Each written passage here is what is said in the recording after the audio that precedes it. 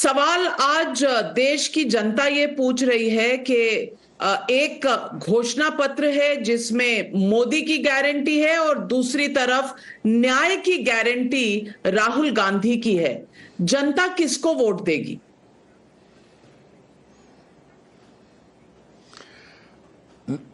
नविका जी, पहली बात तो मैं ये कहूंगा कि ये सिर्फ संकल्प या घोषणा पत्र नहीं है। ये जो आज रिलीज हुआ है भारतीय जनता पार्टी का 2024 के चुनाव का manifesto, this is also a vision statement. इसमें ये 48 पेज के डॉक्यूमेंट में पहले कई पेज में ये बताया गया है कि हमने पिछले 10 साल में विकास में क्या क्या हमारे आंकड़े हैं और अगले आने वाले समय में क्या होगा।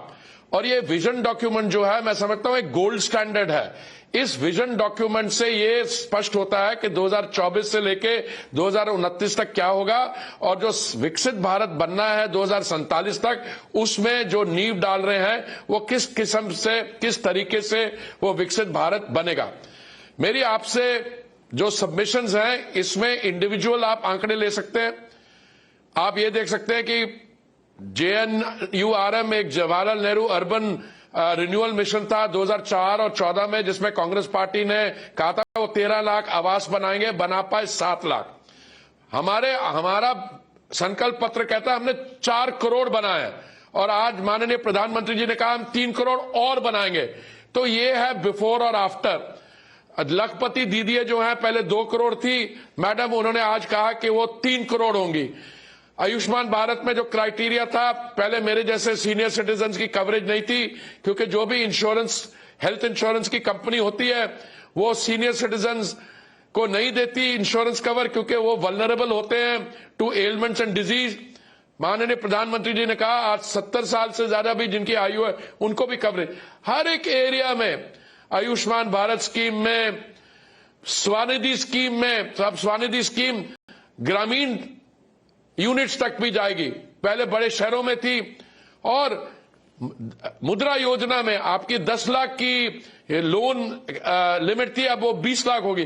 तो मेरी आपसे ये सबमिशन है कि ये विजन डॉक्यूमेंट जो है वो न्याय यात्रा, उनकी छोड़िए बात न्याय यात्रा, ये this is about dignity of life. जब आप शौचालय बनाते हैं तो गर्ल चाइल्ड को डिग्निटी देते हैं, बहनों को, महिलाओं को डिग्निटी देते हैं। Now we are going from women centred development to women led development. और नमिका जी, जो सबसे बड़ी बात है, this is a forward looking commitment with guarantee. Modi की गारंटी का क्या मतलब है कि हम इसको डिलीवर ही करेंगे। और आज तक जो हमने 2014-19 के संकल्प पत्र में कहा, we have delivered on all the points, will deliver on this also. Hardeep Puri ji, लेकिन राहुल गांधी का कहना है कि वो 1 लाख रुपए हर गरीब परिवार को देंगे और उनके अकाउंट में पैसे आएंगे खटाखट खटाखट खटाखट। 1 लाख रुपए पर ईयर, यानी कि 8,500 रुपए पर मंथ अगर आएंगे, तो ये जो खटाखट वाली बात है, ऐसी कोई खटाखट वाली बात आपके मैनिफेस्टो में नहीं है। ये आज विपक्ष का कहना है। देखिए, हमारे खटाखट वाले जो मित्र हैं उनसे पूछिए, 1 वर्ष में 12 महीने होते हैं, उनसे ये पूछिए कि पार्लियामेंट कितने महीने सेशन में होता है। और जब पार्लियामेंट सेशन में नहीं होता, वो खटाखट वाले जो व्यक्ति हैं वो कभी स्पेन चले जाते हैं, कभी थाईलैंड, बैंकॉक चले जाते हैं, कभी म्यांमार चले जाते हैं। तो ये जो उन्होंने 1 लाख रुपए पर इंडिविजुअल की गारंटी बनाई है या जो करना चाहते हैं, ये कहां से आएगी? अभी हाल में मैंने उनकी एक स्टेटमेंट देखी, उन्होंने कहा कि हम किसानों का सारा कर्जा माफ कर देंगे। और पहले भी चिदम्बरम साहब ने की थी, तो उस समय जो प्रधानमंत्री से डॉक्टर साहब, उन्होंने कहा था ये जो पैसे हैं जो पेड़ पे नहीं उगते। तो क्या हुआ, 71 लाख करोड़ अगर वो किसी की वो कर्जा था तो उसको किसी के खाते में तो डालना होगा। पेट्रोल और डीजल में भी यही करते थे। जब उन्होंने कहा था हमने दाम नीचे रखना है, तो क्या किया उन्होंने? ऑयल बॉन्ड फ्लोट कर दिए 2004 और 14 में। 1,31,000 के बॉन्ड फ्लोट किए। उसके बाद क्या किया? वो 3,50,000 करोड़ हमें लौटाने पड़ रहे हैं। तो ये जो क्या क्या आपने खटाखट महाराज जो भी इनका नाम है, पप्पू महाराज या जो भी है, इनसे पूछिए कि आपने ये रिसर्च कहां से करवाई है और ये कौन से टैक्स पेयर के अकाउंट में जाएगा, क्योंकि इनको सत्ता में आने की कोई एक्सपेक्टेशन नहीं है, इसलिए वो बेवकूफी की statement one after the other करी जाते हैं। और इसमें जनता पूछेगी इसलिए नहीं क्योंकि इनके पिछली बारी 40 थे लोकसभा में, शायद उससे भी कम सीटें आएंगी। मैं हरदीप पुरी जी ये भी पूछना चाहती हूँ कि उनका कहना है कि नौकरियों के बारे में आपने कुछ खास प्रॉमिस नहीं किया। आपने 30 लाख नौकरियों की बात की है। आरजेडी 1 करोड़ गवर्नमेंट नौकरियों की बात करता है। सवाल यह है कि नौकरियों, बेरोजगारी पर कोई खास तवज्जो नहीं दी गई, ये विपक्ष का कहना है। और दूसरी बात वो कहते हैं पेट्रोल शतक लगा चुका है। The petrol prices have crossed the century mark. How are you going to control inflation and unemployment? पहली बात तो यह है कि इकोनॉमी जो है वो पिछले क्वार्टर में 8.6% ग्रो की है। अगर हमारी जीडीपी ग्रोथ जो है वो इस तरीके से रही, अगर आपका इंफ्रास्ट्रक्चर सिर्फ सोशल नहीं, डिजिटल नहीं, फिजिकल इंफ्रास्ट्रक्चर भी ग्रो करेगा, आप 4 करोड़ के अलावा 3 करोड़ और आवास बनाएंगे, आप 50 और एयरपोर्ट बनाएंगे, अब नई सड़कें बना रहे हैं, तो रोजगार तो आ ही रहा है। अब इनको मेजरमेंट की अगर कोई तरीका नहीं पता इनके बारे, और वो बिहार की क्या बात कर रहे हैं, 1 करोड़ नौकरियों की 1 करोड़ रुपया दे के नौकरी लेना, पता नहीं क्या क्या वहां पे होता है। वहां तो अलग ये वेस्ट बंगाल बिहार के जो आंकड़े हैं, देखिए ये ग्रोथ ओरिएंटेड बजट है। इसमें हमारी फ्री बीज का और उनकी फ्री बीज का दिन रात का फर्क है।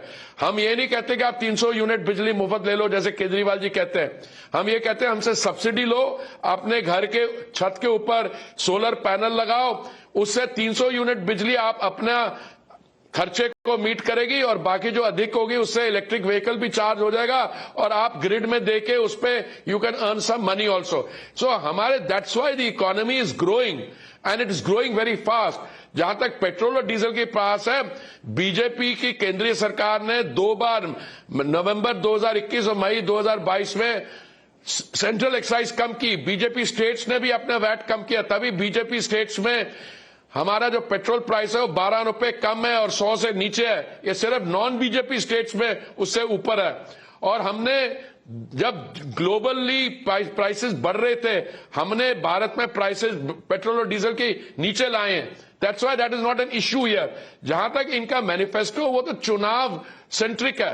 भारतीय जनता पार्टी का जो गोल्ड स्टैंडर्ड संकल्प पत्र है वो तो विजन डॉक्यूमेंट है और वो 2029 से लेके कैसे तरीका और रास्ता निकलेगा 2047 तक, उसकी बात कर रहा है। तो हरदीप पुरी जी, क्या आप मानते हैं कि आपको लोगों को लुभाने के लिए ऐसी कोई स्कीमें लाने की जरूरत नहीं है? 400 पार का नारा जो है वो शायद नारा इस मैनिफेस्टो और विजन डॉक्यूमेंट से अचीव हो जाएगा? पहली तो बात यह है कि मैडम के वो 400 पार का नारा नहीं है, that is a sentiment based on hard facts. पहला जो संकल्प पत्र में पेजेस है कि हमने पिछले 10 साल में क्या किया और आने वाले समय में हम क्या करेंगे। मैंने आपको एक बारी पहले भी कहा था कि 2019 के पहले हमने एक असेसमेंट की थी कि हमारे लाभार्थियों को सब मिला ले तो कितने लाभार्थी बनते हैं सारी केंद्रीय योजनाओं के। हमने 22 करोड़ का हमारा फिगर था और 2019 के चुनाव में हमें 22 करोड़ ही वोट मिली थी। अभी हमारे वो लाभार्थियों का आंकड़ा सारी योजनाओं का बहुत बढ़ गया है। तो मैं ये नहीं कह रहा हूं कि 400 हमारी आएंगी, पर सेंटिमेंट अच्छा है और आज का संकल्प पत्र के बाद मुझे लगता है इस बार 400 पार एलाइज के साथ 400 पार हमारे आप 360 370 जो भी है, इस मैनिफेस्टो के साथ इस संकल्प पत्र के बाद मुझे लगता है लोगों में और विश्वास आएगा कि ये वाकई में एक ऐसी सरकार है जो ऑन द ग्राउंड काम करती है, जो फिजिकल इंफ्रास्ट्रक्चर बना रही है, जो लोगों को रोजगार दिलवा रही है और आने वाले समय में भारत विश्व भर की 3 बड़ी अर्थव्यवस्थाओं में से एक होगी। वो विश्वास मिलता है। हरदीप पुरी जी, हमारे साथ जुड़ने के लिए टाइम्स नाउ और टाइम्स नाउ नव भारत के तमाम दर्शकों के साथ अपने व्यूज शेयर करने के लिए आपका बहुत बहुत धन्यवाद। अभी तो इलेक्शन की दौड़ शुरू हुई है, देखें जनता किसको चुनती है।